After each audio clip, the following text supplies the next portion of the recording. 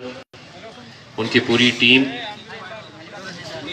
Sameer Sajid builder, सबसे पहले तो मैं आप लोगों से इस बात के लिए माफी मांगता हूं कि मेरे चुन के आने के बाद पीछे पीछे आपको भी पता होगा कि कोरोना भी चला आया था।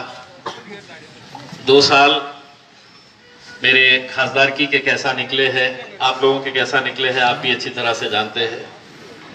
जो काम 2 साल पहले हो जाना चाहिए था वो 2 साल इस वजह से रुक गए कि खासदार निधि जो एक खासदार को मिलती है अपने चुनावी क्षेत्र के विकास कामों के लिए, तो वो 2 साल के लिए पूरी तरह से बंद कर दी गई थी। 1 रुपया भी नहीं दिया गया था खासदारों को। हमने मोदी जी से कहा था कि हम क्या करेंगे, हमारे लोगों के बीच में जाके क्या बोलेंगे, तो उन्होंने कहा से भाषण करके आ जाना। लेकिन अब दोबारा शुरू हुई है। मुझे मालूम है कि यहाँ के अम्बेलोड़ के हमारे सरपंच साहब ने मुझे कुछ निवेदन दिए हैं यहाँ के विकास कामों के ताल्लुक से। मुझे ये भी बताया गया है कि यहाँ पर 8वीं के बाद यहाँ पर शिक्षण की सुविधा नहीं है, उर्दू स्कूल नहीं है। ये सीओ के पास काम रुका है। मैं सिर्फ अम्बेलोड़ के बारे में नहीं कह रहा हूं, बल्कि मेरे चुनावी क्षेत्र के अंदर हर उस तालुके के अंदर या हर उस गांव के अंदर जहां पर उर्दू स्कूल है, लेकिन 6वीं 7वीं 8वीं तक ही स्कूल है और उसके बाद बच्चे स्कूल जाना छोड़ दे रहे क्योंकि उनके पास ये सुविधा नहीं है। खासतौर से बच्चियां आगे नहीं पढ़ पा रही है क्योंकि उनको ये सुविधा नहीं है। दूसरे गांव तक पहुंचने के लिए उनके परिवार वाले कभी रुका देते हैं, कभी इतना फासला होता है कि वो मुमकिन नहीं है। तो मैं अपने पूरे जिले के अंदर, हमारी ये कोशिश है कि हम स्कूल को कैसे बेहतर बना सके। कई सारे जिला परिषद की स्कूल गांव के अंदर हमको ये देखने को मिला है कि बहुत बुरी हालत के अंदर है। आज भी जो छोटे छोटे बच्चे हैं वो टीन के शेड के नीचे एजुकेशन हासिल कर रहे हैं, तालीम हासिल कर रहे हैं। हम तमाम स्कूलों को बदलने का जिम्मा उठाए हैं और कई सारे स्कूल को हमने इंडस्ट्रीज के हवाले किए हैं कि एक एक स्कूल की जिम्मेदारी एक एक उद्योगों ने लेनी चाहिए। कई सारे टीचर्स, हेडमास्टर्स हमारे पास आते हैं और ये बताते हैं कि ये टीन का शेड है, बैठने के लिए हमारे पास टेबल कुर्सियां नहीं है। तो मेरी प्राथमिकता यही है कि हम बच्चों के लिए अच्छी शिक्षा की सुविधाएं हम पहुंचाए। अगर वक्त आया कि एक सड़क बनाना है या एक स्कूल बनाना है तो मैं वो सड़क नहीं बनाऊंगा, स्कूल बनाऊंगा। क्योंकि स्कूल अगर हम बनाएंगे तो हमारे बच्चों को अच्छी शिक्षा मिलेगी और इसी उसमें हम पूरी कोशिश कर रहे हैं। आंगनवाड़ी सेविकाओं के बारे में, नवीन आंगनवाड़ी जो खोलने के बारे में है, मैं आपको ये बता दूं कि पिछले 9 साल में ते मला मिळालेला आहे।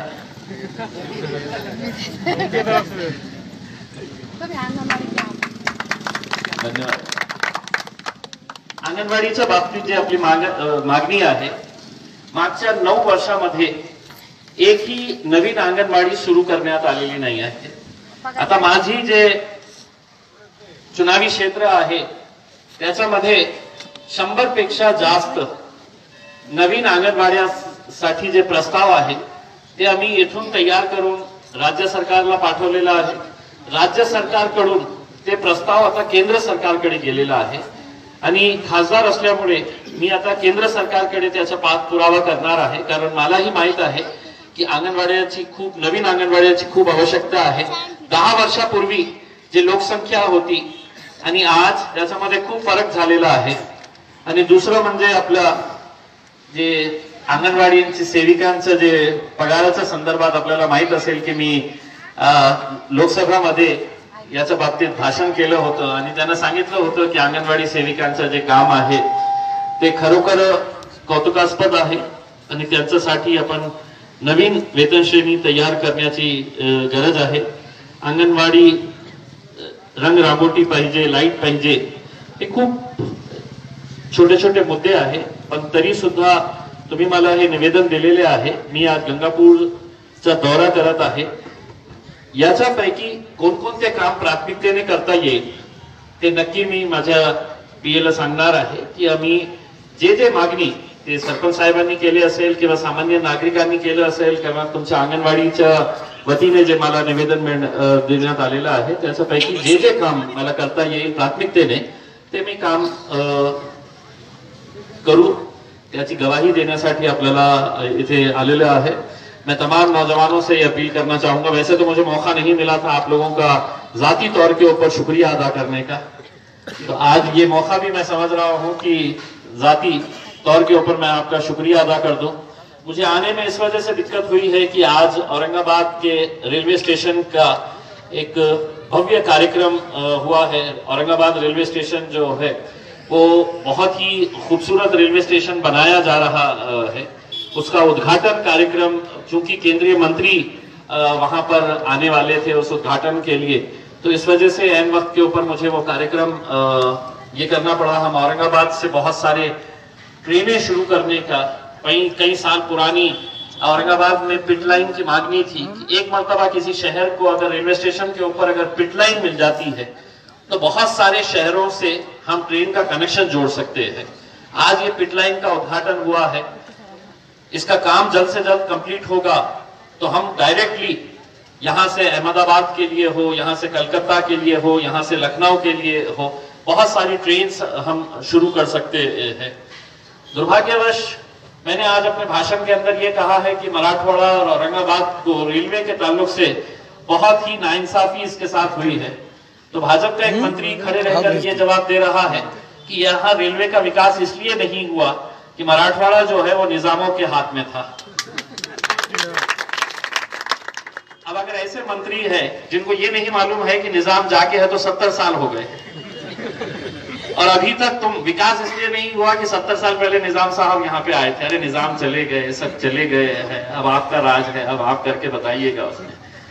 अब औरंगाबाद के लिए एक अच्छी बात यह है कि 6 मंत्री है, मंत्रियों का शहर हो गया है हमारा। 2 केंद्र के मंत्री है और 4 जो है वो कैबिनेट मिनिस्टर का दर्जा रखते हैं राज्य सरकार के अंदर। तो ये लोग कैसा काम कर रहे हैं या नहीं कर रहे हैं, इनके ऊपर देखरेख करने के लिए एक चाहिए था। तो मैंने कहा तुम सब मंत्री हो जाओ, तुम्हारे ऊपर देखरेख करने का काम मैं करने वाला। तो मैं आप लोगों को यकीन दिलाता हूं कि जितना काम, हमारी कोशिश यही थी कि एक मर्तबा औरंगाबाद महानगर पालिका का चुनाव अगर हो जाता तो हम वहां पर हमारी सत्ता बनाकर हमारे जितने भी कॉर्पोरेटर्स आते हैं, और इस बार महापौर भी हमारा ही बनने वाला है, तो हम वो सत्ता उनके हवाले करके मैं खुद पूरा वक्त ग्रामीण इलाकों के अंदर देना चाह रहा था, क्योंकि मुझे मालूम है कि ग्रामीण इलाके के अंदर बहुत काम करने की जरूरत है। और यहाँ के जो लोगों ने, विशेषकर मैं हमारे दलित समाज के भाइयों का तहे दिल से शुक्रिया अदा करना चाहता हूँ कि अगर इम्तियाज जलील आज खासदार बनकर वहां पर गया है दिल्ली में, तो उसमें बहुत बड़ा हाथ हमारे दलित भाइयों का भी है।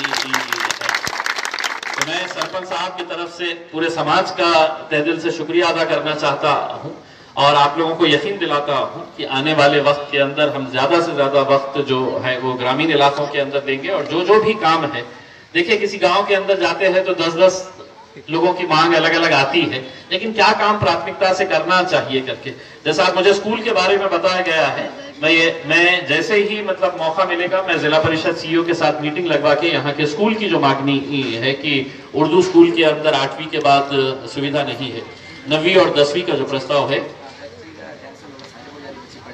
नहीं हम उसका करवा के देंगे। उसमें मैं इतने सबके सामने है तो जबान देकर जा रहा हूँ, आपको वो करवा के दूंगा।